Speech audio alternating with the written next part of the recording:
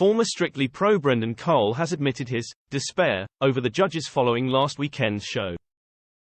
Brendan, who appeared on the BBC dance show for the first 15 series, shared his thoughts on the judges' scoring for Week 1 of the 2023 competition. However, he wasn't impressed with some of the scores. Shirley Ballas, Revel Horwood, Anton Beke and Mabuse were dishing out a variety of scores last weekend from 2s to even 8s.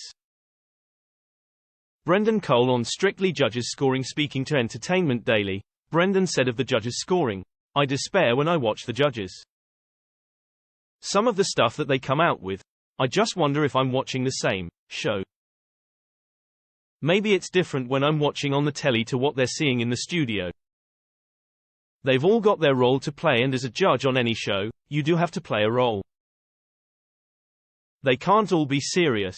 He continued, Revel Horwood obviously is the pantomime villain and people love that about him.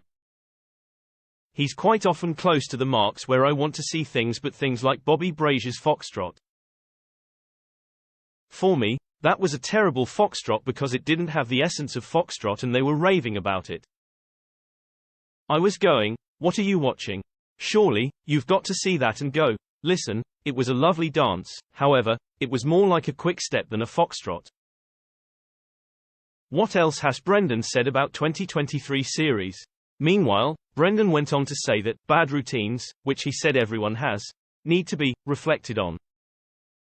He said, "It's all part of it.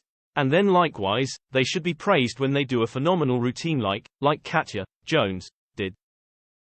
I just thought the scoring was a tiny bit off. Certain people got quite high marks. As always for Week 1, I'll never understand why they don't start with 3s and 4s, because where do you go? Next week, they'll all be better than they were this week. If you're scoring a 6, for 5 weeks, the couples are going to be soul destroyed. Mentally, how do you tell your partner, listen, a 6 is a 6. You are getting better, but you're only getting a 6. But if you start with a 6, if you're 4 times better than you were on from Week 1 to Week 4, do you get a 10? Do you get a 9? No, you're only a little bit better than you were, but it's hard for them to understand the marking. Strictly scoring under fire, Brendan added. Whereas if everybody starts low, let's say, Leighton, Williams, and Nikita, Kuzman, and Nigel, Harman, and Katya all got, let's say, a 7, that'd be a really good starting point for Week 1. It gives them somewhere to go when they improve, which they all inevitably will. But if you started with an 8 on Week 1, I mean, nobody is an 8, nobody's a 9, nobody is a 10. If you're in the semi-final, or final, that's when 10s should be coming. If you're starting with an 8, you know that they're going to get 10s within 3 or 4 weeks because they will have improved.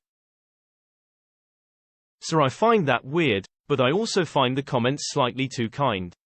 Brendan concluded, there was a lot of gushiness, oh, aren't you wonderful? Give it a bit of home truth, a bit of punch. Be praising, I don't agree with being nasty, but give them something to aim for, give them something to work for. Maybe they were just being nice because it was the first show, maybe they'll get to the nitty-gritty next week. Quote,